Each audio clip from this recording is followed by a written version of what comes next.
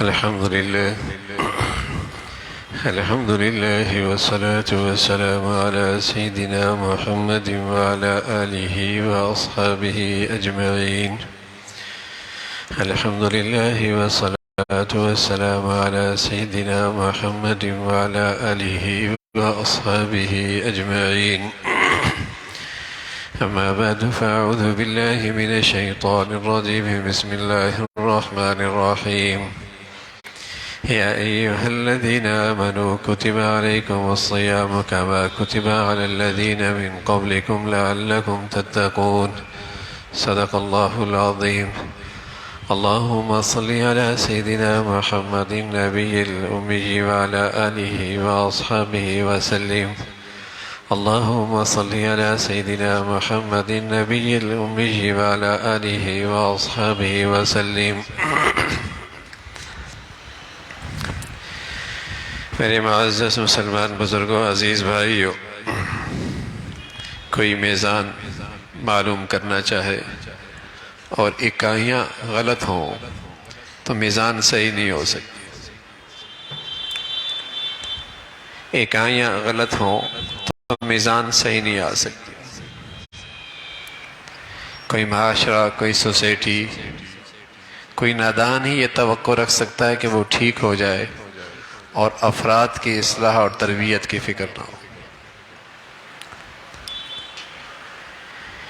اکائیاں ٹھیک نہ ہوں تو میزان ٹھیک نہیں آ سکتی. افراد کی اصلاح اور تربیت نہ ہو تو معاشرہ اور سوسائٹی، قوم کیسے ٹھیک ہو سکتی؟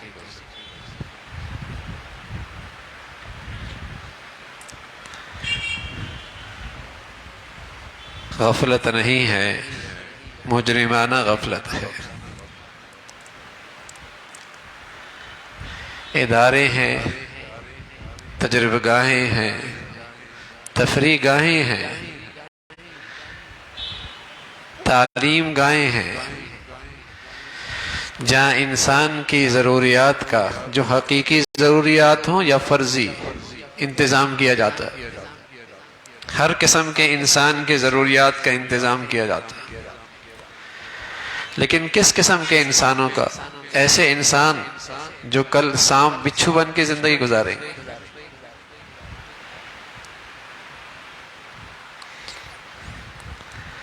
اگر انسان ہی بھلے نہ ہوئے تو انسانوں کے لیے یہ بنی ہوئی چیزیں کس کام کی؟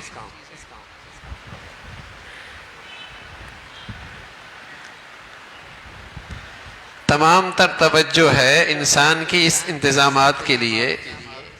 کچھ حقیقی ضروریات ہیں، کچھ فرضی ہیں، لیکن ہو رہی ہیں. لیکن کوئی درسگاہ، کوئی تربیت گاہ، کوئی ایسا ادارہ جو انسان کی بھی تربیت کر رہا ہو، افراد کو بھی سنوار رہا ہو.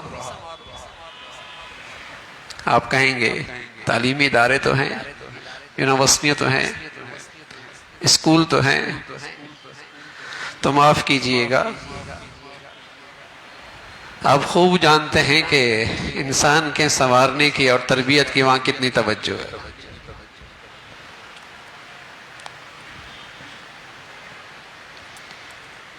انسان کی تربیت اور سنوارنے کی وہاں توجہ کتنی ہے.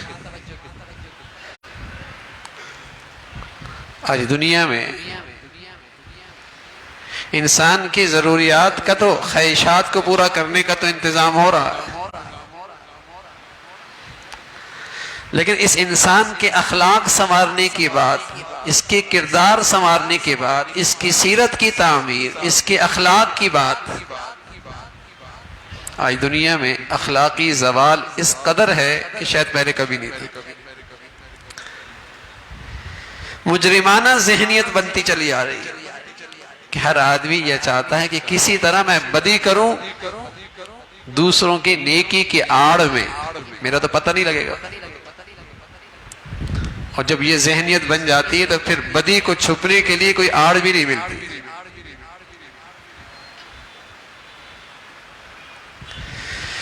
وہ ٹھیک کر لے گا تو ٹھیک ہو جائے گا، میں ٹھیک نہ ہوں.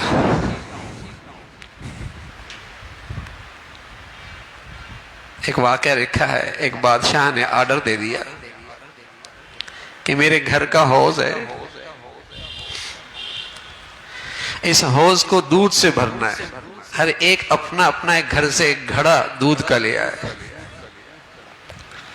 اب ہر ایک نے سوچا اگر ایک گھڑا میں پانی کا لے کے آ گیا تو کسی کو کیا پتہ لگے گا؟ ہر ایک نے دوسرے کے نیکی کے آڑ میں اپنی بدی چھپانا چاہی۔ صبح ہوئی تو سارا ہی پانی موجود تھا۔ ہر ایک نے یہی سوچ لیا نا، تو اس سے معاشرہ ختم ہو جاتا۔ یہ اخلاقی زوال ہے، یہ اخلاق کا انحطاط ہے۔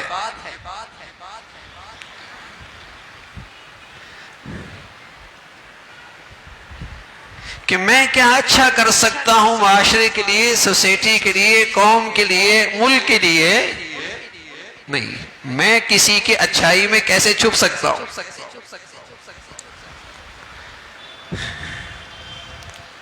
یہ پیغمبروں کا کارنامہ ہے۔ دنیا کو اپنی ایجادات پہ ناز ہے نا، اور سائنسدانوں کو اپنے کارناموں پہ فخر ہے، لیکن اللہ کے پیغمبروں نے جو انسانیت کی خدمت کی ہے وہ سب سے بڑھ کر ہے۔ انہوں نے انسان بنائے، انہوں نے افراد بنائے ہیں جو اللہ سے ڈرنے والے، جو انسانیت سے محبت کرنے والے، جو دوسروں کا بوجھ اٹھانے والے، جو پرائے کے معاملے میں بھی انصاف کرنے والے، جو ہر ایک کا حق ادا کرنے والے، جو دوسروں کی تکلیف میں آ جانے والے، ایسے انسان بنائے۔ اور ایسی انسانوں نے دنیا کو گلزار بنا دیا تھا۔ دنیا میں امن اور سلامتی آ چکی تھی، افراد جو اچھے تھے۔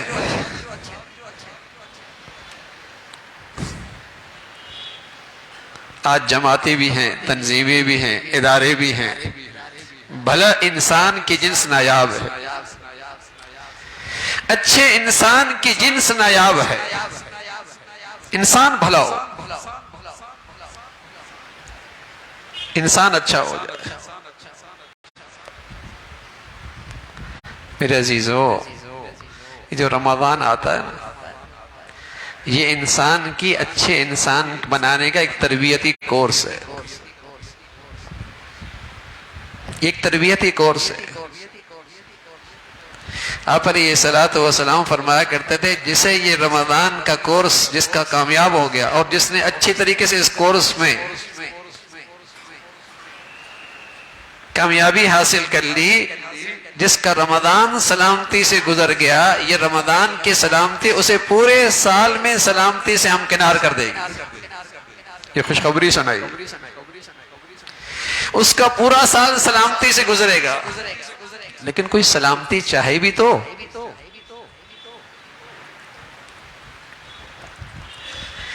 یہ تو ایک تربیت کا کورس ہے، صرف روزہ نہیں ہے، صرف روزہ نہیں ہے، کھانا پینا چھوڑ دیا۔ آپ علیہ الصلوۃ والسلام فرمایا کرتے تھے من لم يدع قول الزور والعمل به فليس لله حاجة ان يدع طعامه وشرابه۔ جو آدمی گناہ نہ چھوڑے، اللہ کی نافرمانی نہ چھوڑے، ظلم نہ چھوڑے، زیادتی اور ناانصافی نہ چھوڑے، جھوٹ اور گالی گلوچ نہ چھوڑے، جھگڑا اور لڑائی نہ چھوڑے، اللہ کو اس کے کھانے پینے کے چھوڑنے کی کوئی پرواہ نہیں۔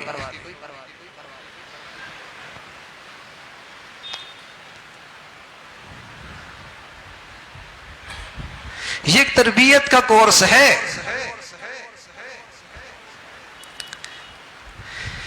اس میں کچھ چیزیں کرنی بھی ہیں، کچھ چیزوں سے پرہیز بھی کرنی ہے، جب یہ کورس مکمل ہوتا ہے۔ یا تو پورے طور پر کی نہیں، دوا لی نہیں، تب بھی فائدہ کوئی نہیں ہوتا۔ دوا تو لی لیکن بد پرہیزی بھی جاری رہی، تب بھی کوئی نہیں فائدہ ہوگا۔ یہ ایک پورا تربیت کا کورس ہے۔ اس کورس کے صحیح ہونے سے اندر اللہ کی محبت بڑھتی، خوف خدا بڑھتا، فکر آخرت کی شمع جلتی ہے۔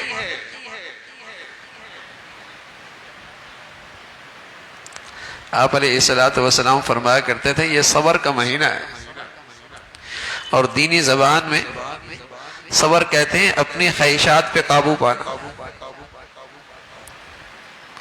ناگواری اور تکالیف جھیل لینا صبر کا مہینہ ہے۔ آپ علیہ الصلوۃ والسلام فرمایا کرتے تھے رمضان صبر کا مہینہ،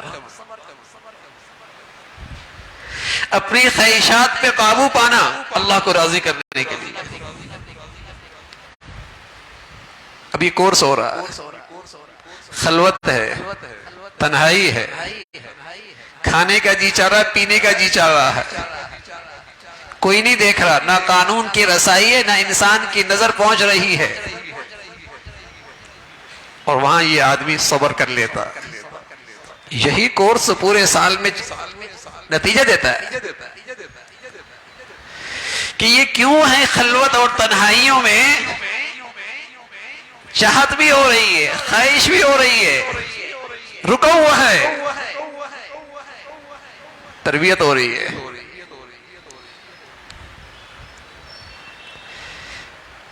کہ دولت ہے، پیسہ ہے، حرام ہے، ناجائز ہے، دوسروں کا مال ہے، قانون کی رسائی نہیں، کسی کی طاقت کا اس پہ اثر نہیں، لیکن پھر قدم پیچھے ہٹا لیتا، ہاتھوں کو روک لیتا ہے، اپنی خواہش پہ قابو پا لیتا ہے۔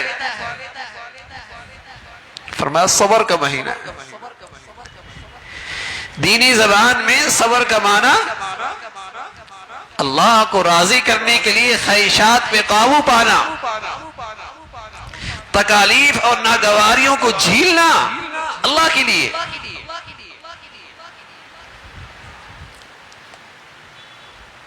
یہ اچھی طریقے سے گزر جائے، لیکن کتنی ستم ظریفی ہے کہ روزے کی تقاضی کی وجہ سے حلال تو چھوڑ دے،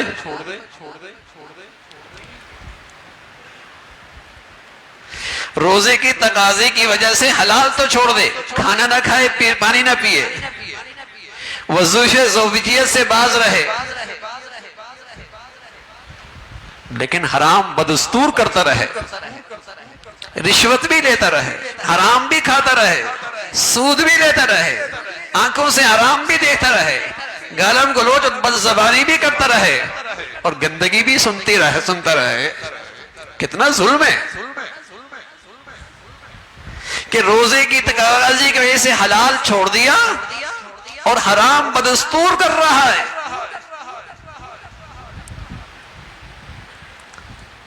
تو رمضان کی شکل میں ملنے والے اس کورس سے پھر اس کی تربیت کوئی نہیں ہونی۔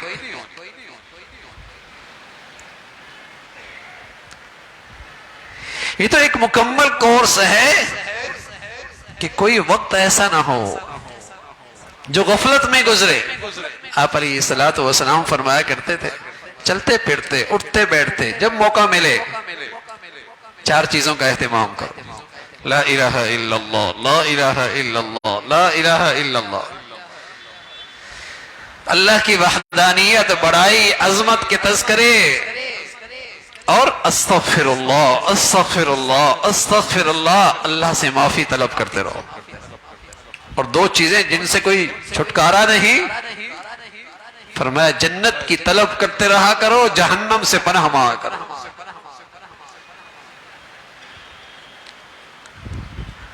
یہ اس دستور کی دوا ہے۔ یہ جو تربیتی کورس ہے نا، یہ کرنے کی چیزیں ہیں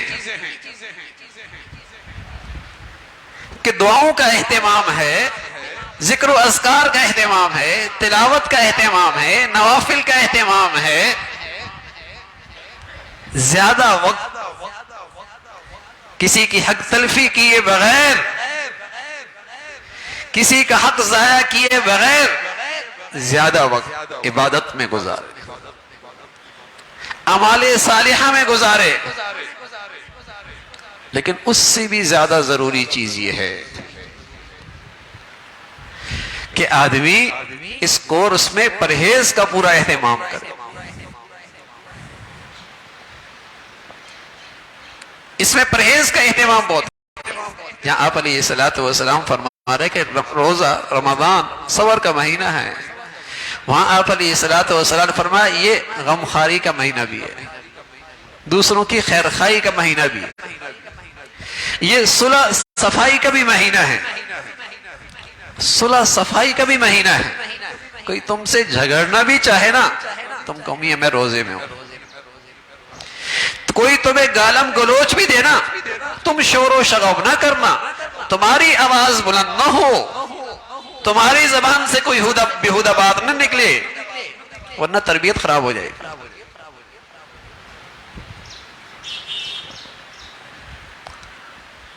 یہ صلح صفائی کا مہینہ ہے اور یہ غمخواری کا مہینہ. آپ علیہ السلام نے فرمایا صدقہ کرو. ایک شخص کہنے لگے یا رسول اللہ صدقے کے لیے کچھ ہو ہی نہیں. آپ نے فرمایا محنت کرو, خود بھی فائدہ اٹھاؤ, دوسروں کو بھی فائدہ پہنچاؤ.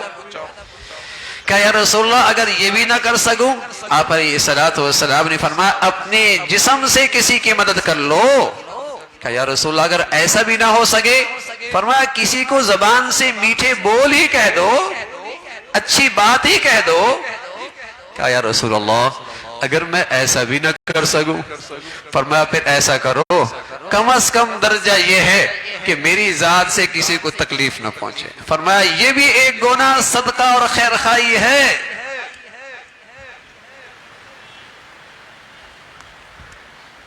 کہ میری ذات سے کسی کو تکلیف نہ پہنچے. سچ کہہ رہا ہوں, اگر یہ کورس صحیح ہو جائے نا بہت فرق آ جائے گا زندگی میں. لیکن ہمارا یہ کورس صحیح ہوتا نہیں. زندگی کے 40 سال گزر گئے, 30 سال گزر گئے, جو اخلاقی کمزوریاں ہیں وہ ہیں.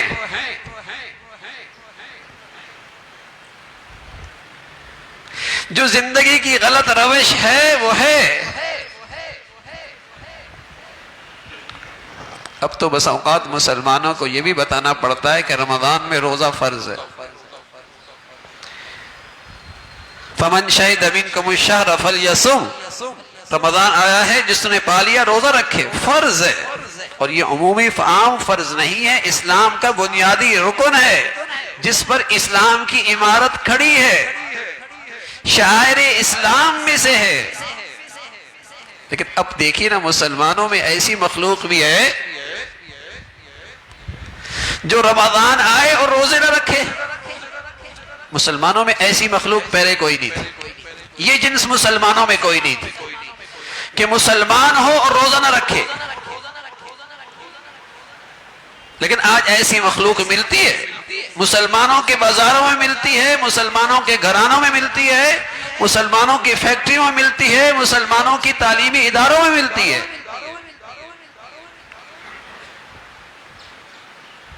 جو روزہ نہیں رکھتے. حالانکہ رسول اللہ صلی اللہ علیہ وسلم فرما رہا ہے روزے سے آگے کی بات, اسے تقوی کا کورس بناؤ. یہ ایک زندگی کا اللہ میاں ہر سال کے اندر ایک کورس سے تمہیں گزارتے ہیں ہر مسلمان کو کہ اللہ کا قرب نصیب ہو. جیسے پہلے بیل گاڑیاں ہوا کرتی تھی اور مہینوں کا سفر ہوا کرتا تھا, اب جہاز پہ اور راکٹ پہ وہ سفر گھنٹوں میں ہوتا ہے, وہ سفر گھنٹوں میں ہوتا ہے. تیز رفتار سواری ہے. فرمایا ہاں جو اللہ کے قرب کی مسافت مہینوں اور سالوں میں طے ہوتی ہے, اس مہینے میں وہ گھنٹوں میں طے ہوتی ہے, وہ چند ساعات میں طے ہوتی ہے.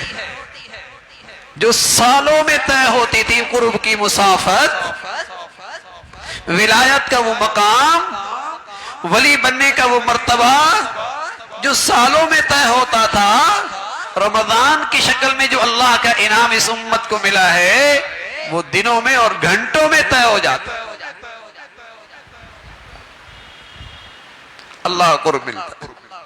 اس لیے رسول اللہ صلی اللہ علیہ وسلم فرمایا کرتے تھے ایسا رحمتوں کا مہینہ اور بخشش کا مہینہ اور نوازشات کا مہینہ اور اللہ کریم کی طرف سے عطاؤں کا مہینہ اور پھر کوئی آدمی بدنصیب آدمی اس سے محروم ہو جائے اور اس کی بخشش اور اللہ کی رحمت سے محروم رہے، آپ علیہ الصلوۃ والسلام فرمانے لگے وہ تو ازلی بدبخت ہی ہو سکتا ہے، وہ تو کوئی ازلی بدنصیب ہی ہو سکتا ہے۔ ورنہ مسلمان ایسے موسم بہار سے کیسے محروم ہو؟